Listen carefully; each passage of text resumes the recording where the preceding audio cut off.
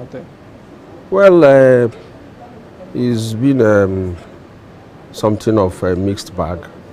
In some places, the elections were, seamless. The accreditation process took place, simultaneously with voting, and there were no issues. But in some other places, as at 10, 15, 11 o'clock, some of them were still expecting, some of the units were still expecting voting materials. But generally, especially in Abuja here, you can say considerably from where I observed, going through Maraba, Abacha Road, Kubwa, all those areas, I think it was generally peaceful. All right. That being said, about the lateness of arrival of sometimes materials, sometimes the staff, did you notice that a lot, or was it isolated events? I think I could say it was isolated. I could say it's isolated, but especially in Kubwa, there is unit 678 as at 10:14.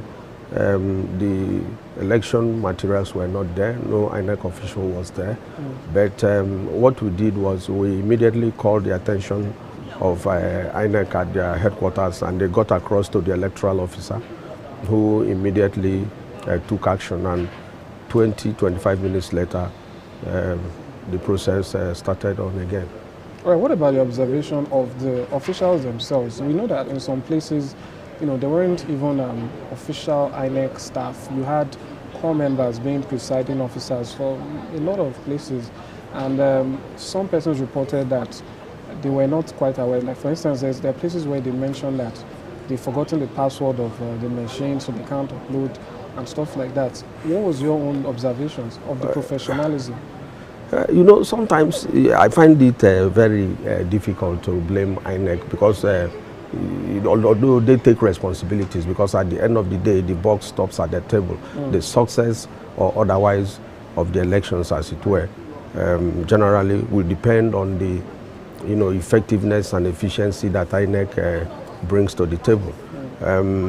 The issue of people forgetting code, I did not witness it, but my people told me that there were instances where some officials, whether ad hoc or electoral polling officers, were saying they could not find the code, which I thought was interesting, because I think that before they left, they were trained and they were given all this information. And if you now get to the polling units and begin to claim that you've forgotten the code, then that is very unfortunate. But be that as it may, if they don't have the codes, then they should be able, the INEC officials should immediately be in a position to make contact with their national head office or to the next superior officer, and this information will be provided, and then the process will be on track again. All right. To ask kind of a plain question, what is the importance of that uploading of the results? Because some persons argue that the polling units, the party agents have to sign the form, and therefore there's not too much importance of it being uploaded. And we've seen cases where the electorate have to, keep asking or pressuring INEC to upload the results, and they give various issues. So I'd like to know really how pertinent is that matter, that uploading? Because some persons try to make it seem like it's not, the election has already held, so why are you bothered about upload? Well, in my opinion, INEC has its guidelines, and if the guidelines, as stipulated, is that I do not see any reason why we should begin to look for excuses.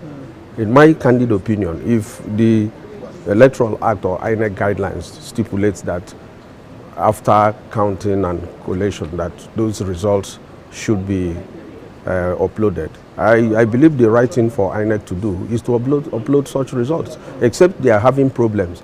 If they are having difficulties with their data and other issues, that has to do with technology and all that, they should explain immediately. These are things they can explain at regular intervals on issues or problems they are having along the line. So the issue of uploading results, to me, I think is important. If it is a guideline, then INEC should stick to that guideline and make sure that the right thing is done. And if there were issues that perhaps accounted for their inability to do so, then they should naturally inform the public so that there will not be much distrust between INEC and members of the public. So INEC should be up and doing in this regard. All right. Before we get to why we're here at the moment, just to quickly add, how do you think today's elections will hold? Some or have been holding. Some were moved to today. They couldn't run up, and I believe it's raining outside now. But it started about a moment ago. We had reports that some people still didn't start till late today, and now collation is by 6 p.m. Collation here at the National Conference Center. So, how feasible do you think it would be for everything to be done in time for what's about to happen here? That's a very tall order. In all honesty, looking at all the variables, I don't think that INEC will be in a better position to, engage all the postponed elections. That is that the elections should be in a position to take across the areas where they were suspended. And like you rightly mentioned, collation starts at 6. And I don't see how they are going to be able to get all these things together. But in any case, in my candid opinion, if INEC is unable, because this collation doesn't have a time frame, you understand, INEC can do this collation as the results trickle in. So if at the end of the day, the results of certain areas are not available to INEC, then INEC in its wisdom should be able to give an extension. There is no, in the Electoral Act, especially when it comes to the issue of, there is no time frame within which these things can be done. INEC has even a window of up till through the week to be able to make sure that all the information is collected and then make sure that the process is both credible and accountable. That is what INEC, in my opinion, should focus on, and not looking at which area has been completed, but the collation should, continue as it were. All right, so thank you so much for that. Now for what's happening here proper, as an observer, what are the things that you hope to see that will tell you that things are working the way they should be? And perhaps, what are those things that you want to be avoided here today as collation begins by 6?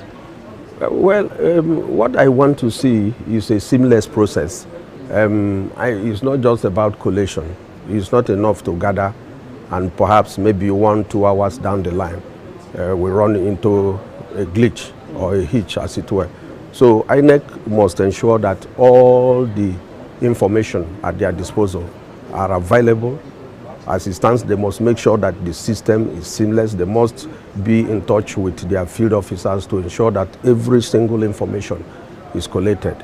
You understand? So that when the results are announced, it must be in conformity with what everybody, because if you note, even at the unit level, most of these results are well known. You understand? Most of these results are well known. So INEC should make sure that they put every bit and pieces together so that they don't announce results that are at variance with what has been collected at the units or at the local government or the state center. So they must make sure they put their acts together. All right, so finally, I'd just like to get your predictions. How long do you think we might be here? When do you think we might be hearing what Nigerians are waiting for, that final declaration of the winner? Is there any way to do that? Frankly, I doubt even if the chairman himself is in a position to tell you, categorically that this thing will take 2 hours, 24 hours, or 48 hours. What I do know is that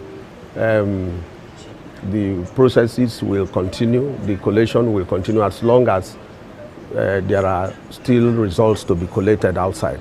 And if there is any reason for INEC to perhaps suspend announcements, based on information at their disposal, then INEC should do so. But to keep a time frame, I can tell you without any fear of contradiction that not even the chairman of INEC can say categorically that this is maybe that in 2 hours or in 24 hours. But I should expect that within the next 48 hours, we should be home and dry. All right, 48 hours, that's a long stretch. I think I'm going to let you go now so you can settle in. We're going to be here for a while. Thank you so much for coming on for observation. It's my pleasure. Thank you. Right, that's what we take for now, and I'll talk with Election Observer. We'll be sure to bring you more updates right here from the International Conference Center, hours up till the collation begins, and then thereafter. See you later. Bye for now. Thank you. My name is Sheila BCF, the Black Comedian. Oh, hey, sorry. I'll tell you when it comes to the best of entertainment, the best of news, the best of information, something that is educative. You're right here at the best place to see that. It's KAFTAN TV. You know what? Increase the volume. Keep watching. Don't touch the dial, okay? It's your girl Nkechi Blessing Sunday. I want you all to keep watching KAFTAN TV. Please keep watching KAFTAN TV. It is the best TV station in the country. They're doing an amazing job. Please do not touch the dial. Keep watching. Thank you. My name is Sheila BCF, the Black Comedian of the Federal Republic. I